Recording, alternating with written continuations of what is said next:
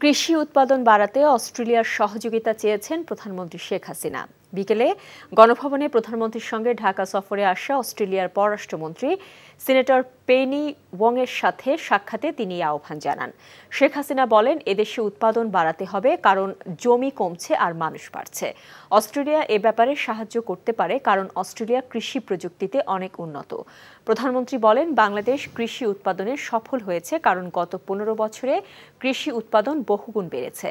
তবে অস্ট্রেলিয়া বাংলাদেশকে উৎপাদন আরও বাড়াতে সাহায্য করতে পারে।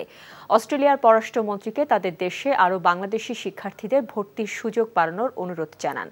অস্ট্রেলিয়ার পররাষ্ট্রমন্ত্রী দুই দেশের মধ্যে বিদ্যমান দ্বিপাক্ষিক সম্পর্ককে আরও জোরদার এবং গভীর করার উপর জোর দেন।